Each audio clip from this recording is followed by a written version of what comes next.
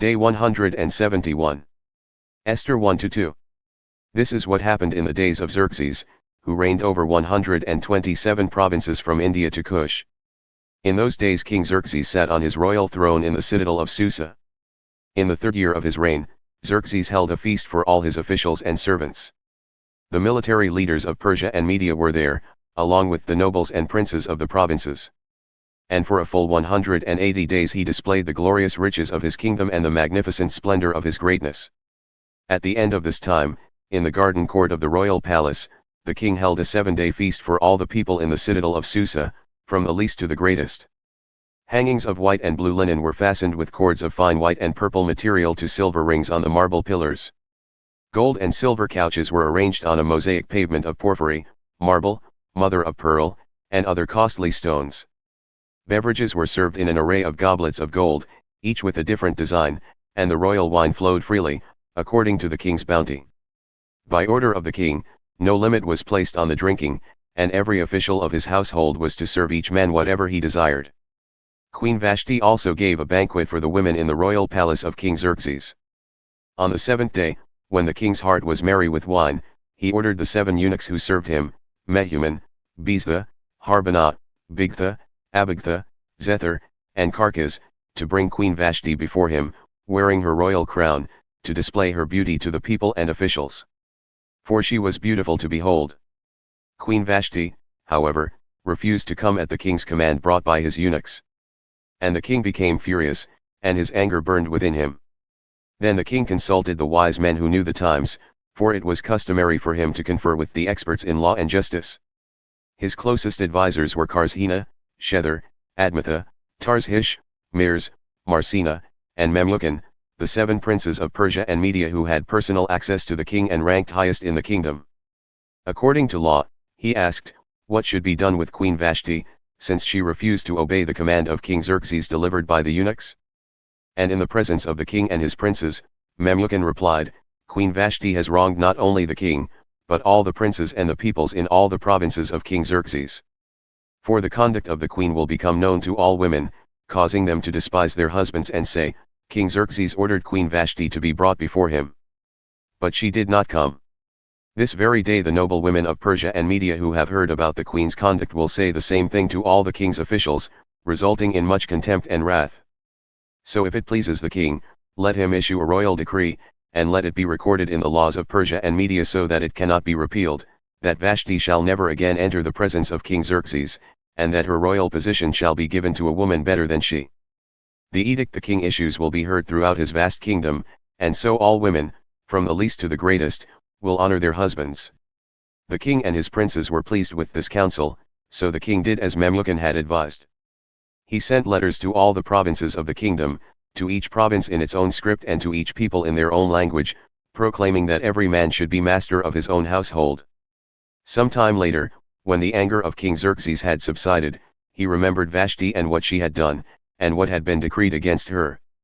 Then the king's attendants proposed, let a search be made for beautiful young virgins for the king, and let the king appoint commissioners in each province of his kingdom to assemble all the beautiful young women into the harem at the citadel of Susa.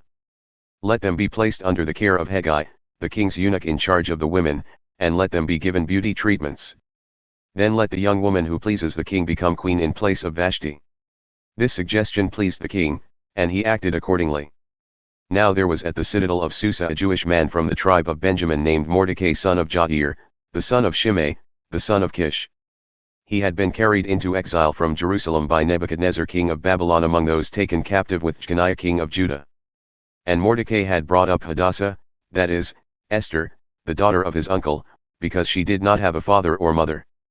The young woman was lovely in form and appearance, and when her father and mother had died, Mordecai had taken her in as his own daughter. When the king's command and edict had been proclaimed, many young women gathered at the citadel of Susa under the care of Hegai. Esther was also taken to the palace and placed under the care of Hegai, the custodian of the women. And the young woman pleased him and obtained his favor, so he quickly provided her with beauty treatments and the special diet. He assigned to her 7 select maidservants from the palace and transferred her with them to the best place in the harem. Esther did not reveal her people or her lineage, because Mordecai had instructed her not to do so. And every day Mordecai would walk back and forth in front of the court of the harem to learn about Esther's welfare and what was happening to her. In the 12 months before her turn to go to King Xerxes, the harem regulation required each young woman to receive beauty treatments with oil of myrrh for 6 months, and then with perfumes and cosmetics for another 6 months.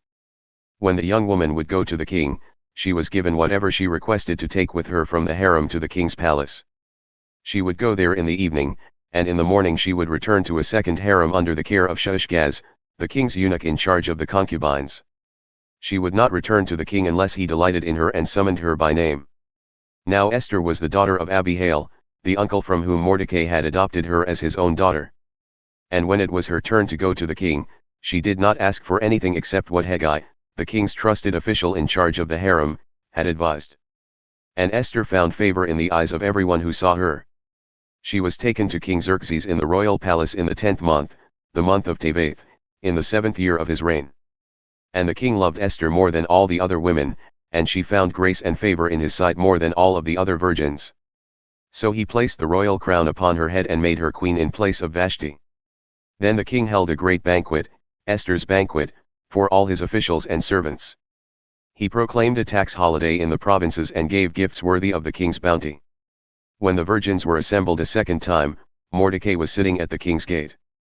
Esther still had not revealed her lineage or her people, just as Mordecai had instructed.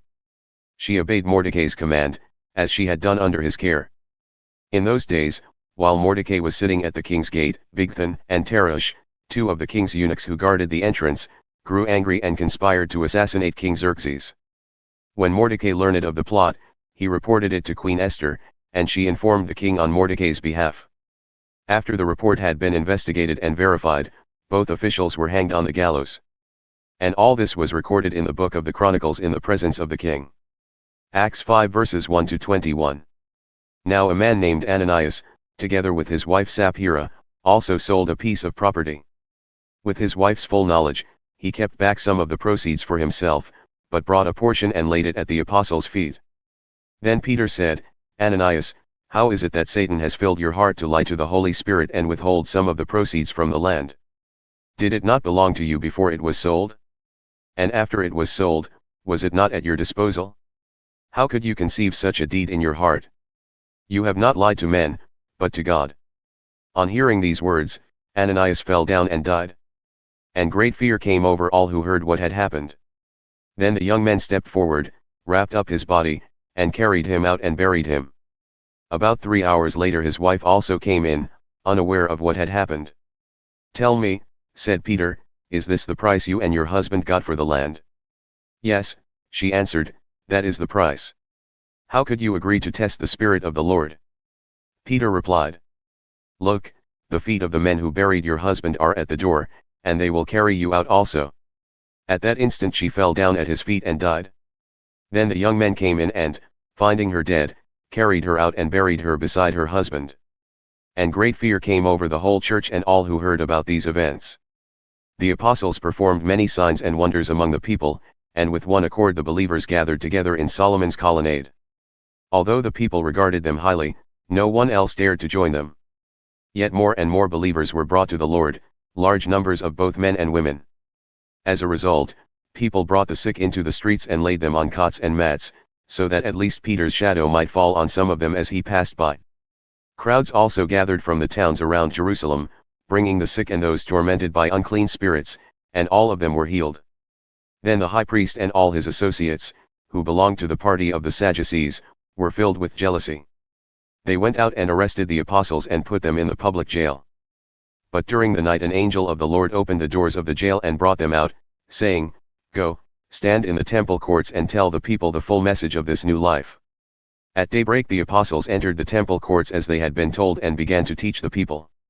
When the high priest and his associates arrived, they convened the Sanhedrin, the full assembly of the elders of Israel, and sent to the jail for the apostles.